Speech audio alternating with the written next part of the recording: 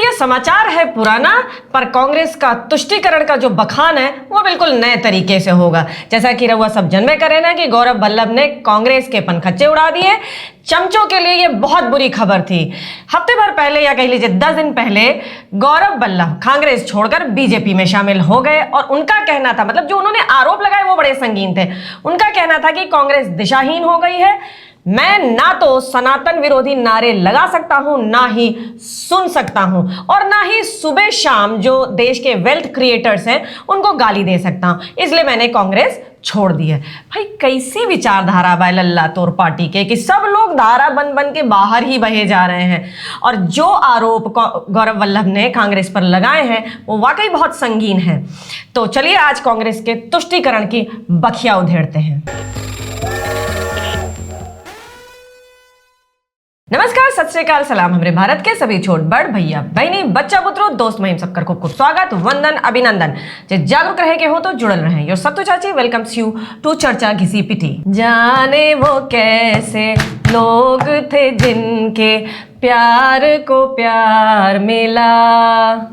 वैसे ये लाइन आपके मतलब की नहीं है, आगे वाली लाइन आपके मतलब की है। बिछड़ गया हर साथी देके पल दो पल का साथ, किसको फुर्सत है जो थामे दीवाने का हाथ, इससे अब घबराना कैसा, ये तो हर बार हुआ। हमने तो जब ऐसा होता है कि लल्ला वैसे तो मेहनत बहुत कर रहे हैं, ठीक है। एगो ठगबंधन भी बना है चुनाव के कुछ महीने पहले, जिसमें हर कोई इतना प्रतिभा पाटिल था कि प्रधानमंत्री मतलब क्या ही आपने बनाया था कि हर कोई इतना काबिल, सबको प्रधानमंत्री बनना है तो कोई एकता जैसी चीज ही नहीं थी उसमें, ठीक है। फिर लोग धीरे धीरे पहले दल निकलते गए, बड़े बड़े नेता कांग्रेस छोड़ के निकलते गए, ठीक है। संजय निरुपम निकले, उसके बाद गौरव वल्लभ निकले, उसके पहले भी पता नहीं कितने आए आपके यहाँ से। अच्छा, तो फिर आपने जब भारत जोड़ो न्याय यात्रा निकाली तो उसमें भी कांग्रेसी घर वापसी करने लगे, ठीक है। और अब ये भी गए, कौन? गौरव वल्लभ जी। अब सवाल ई बा कि जब टीवी डिबेट हुई, अब ये तो बड़े प्रखर प्रवक्ता माने जाते थे, तो अब जब टीवी डिबेट होगा तो अब क्या लल्ला और राजमाता आएंगे? मतलब काहे से कि भाई जिस रफ्तार से आप 2024, मुझे लग रहा है इसमें कांग्रेस खाली हो जाएगी जिस हिसाब से लोग निकल के जा रहे हैं। तो हमके तो बड़ी चिंता ई बा कि मोहब्बत के दुकान में कितना बेकार सामान धैले हुआ कि इतना छीछा लेदर मचत बा। हाँ, ये चुनाव के समय में मतलब 4 लोग ही बचेंगे, मुझे लगता है। अपने लल्ला बचेंगे, राजमाता बचेंगी, प्रियंका बचेंगी, वाड्रा बचेंगे, 4 लोग बचेंगे। तो नेशन वॉन्ट्स टू नो कि दरी कौन बिछाएगा। सवाल तो बिल्कुल वाजिब है, इसमें कहीं गलत सवाल मैंने नहीं पूछा। अच्छा, कार्यशैली भी अगर आप इनकी देखिए, जो लल्ला की कार्यशैली है, मार्च भर ये व्यस्त थे ये न्याय यात्रा निकालने में, ठीक है। उसके बाद ये आराम करने लगे, सुस्ताने लग गए, वो जो कछुआ और खरगोश वाली कहानी की तरह ये सोचे कि अभी तो बहुत समय है, थोड़ा आराम करते हैं। फिर उसके बाद कहीं कहीं छुटपुट दिखाई पड़ रहे थे, कभी घोषणा पत्र के टाइम में दिखाई पड़े। 52 सेकंड भी सीधा नहीं खड़े रह पाए सर जी, 52 सेकंड भी नहीं सीधा खड़े रह पाए। उसके बाद ये वायनाड में इनका नामांकन भरना था, ये वहां गए, हालांकि वहां भी हालत खराबी है। वहां सीपीआई कह रही है कि आप जो है देख लीजिए आप कैसे हमारे अगेंस्ट यहाँ खड़े होंगे, तो आप इस पर जो है पुनर्विचार करिए। एक नया ही वहां जंगे मैदान खुल गया है, ठीक है। उसके बाद ये दिखाई पड़े वो इंडी गठबंधन की रैली में, जब कजरुद्दीन भाई जेल में थे, वहां दिखाई पड़े। उसके बाद ये जो है अब जबकि अब अप्रैल मिड से समझ लीजिए कि अब जब डेट आ गई है मतदान की, तो अब ये उम्मीदवारों का प्रचार करने के लिए आए। अभी पिछले कुछ दिनों पहले ये मध्य प्रदेश में अपने एक प्रत्याशी का चुनाव प्रचार करने के लिए वहां पहुंचे। अच्छा, वहां पर उन्होंने चढ़ के मंच पे भाषण दिया। थोड़ी देर बाद पता चला कि पीछे जो तस्वीरें लगी हैं उसमें एक भाजपा के प्रत्याशी की भी तस्वीर लगी हुई है। अब कांग्रेस उसको ढकने तोपने में लग गई कि भाई अच्छा। और मजेदार बात ये थी कि वो जो प्रत्याशी था जिसके लिए गए थे वहां, वो उसी का विरोधी था जिसकी तस्वीर पीछे लगी हुई थी। तो ये तो इनकी कार्यशैली है। तो आप देखिए कि किस तरह से ये कार्य कर रहे हैं, जिस तरह से इनकी विचारधारा है। बिल्कुल अवश्यम भावी है कि लोग इनको ऐन मौके पर छोड़ के चले जाएंगे। अगर जो गौरव वल्लभ ने तुष्टीकरण वाले आरोप की बात, उन्होंने जो आरोप लगाया, अगर उसकी बात की जाए तो ये एक ओपन सीक्रेट है। मतलब वो गौरव वल्लभ ऐसा कुछ भी नहीं कह रहे हैं जो किसी को नहीं मालूम है। कांग्रेस और घटक दलों की पहली और आखिरी नीति है तुष्टीकरण। मतलब कौन कहता है कि कांग्रेस ने पिछले 6 दशकों में कोई काम नहीं किया विशेष समुदाय के लिए?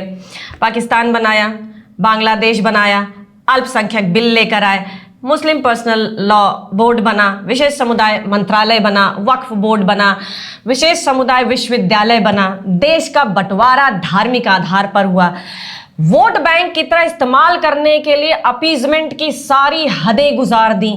ये तो चुनिंदा काम है इनके। आतंक के आकाओं को ये शील्ड करते रहे, अलगाववादी ताकतों का पालन पोषण करने का बीड़ा उठाया है इन्होंने, यूसीसी पर एक वर्ग को ये लगातार भ्रमित करते रहे, रोहिंग्याज और बांग्लादेशीज की अवैध एंट्री पर मतलब दोनों बाहें फैलाए स्वागत करते रहे, और सीएए आते ही बावली पूंछ हो गए कि ये कैसे हो रहा है। मतलब एक बार नहीं सोचा कि उन प्रताड़ित हिंदुओं का, जिनका ये नैसर्गिक घर होगा, उन प्रताड़ित हिंदुओं, सिखों, ईसाइयों, जैनों और बौद्धों के मतलब उनको सम्मान से जीवन जीने का क्या लेश मात्र भी इनको चिंता नहीं थी। और कांग्रेस व घटक दल रोहिंग्याज, बांग्लादेशी और ये शाहीन बाग के खिलाफ कोई कुछ बोल भर दे तो ये सारे के सारे अपने बिलों से बिलबिला कर निकल पड़ते हैं, जैसे किसी ने एसिड डाल दिया हो इनके बिल में।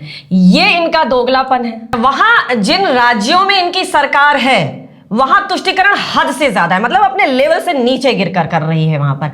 हालांकि कहने को इनकी मोहब्बत की दुकान है जिसका पूरा फीका सामान है। कभी कभी ये क्या करते हैं, अच्छा ये भी इच्छाधारी हैं अपने कजरुद्दीन भाई की तरह।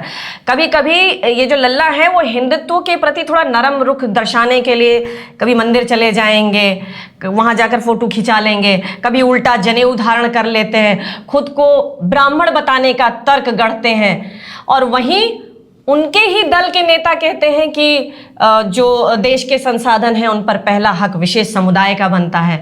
मतलब संसाधन न हो गया, साहित्य हो गया है ना, किसका हक बनता है किसका हक नहीं बनता। यहाँ सेक्युलरिज्म का अर्थ जो होता है, अच्छा मेरे हिसाब से सेक्युलरिज्म वो होता है कि हर कोई अपने धर्म को मानते हुए अच्छाई के रास्ते पर चले।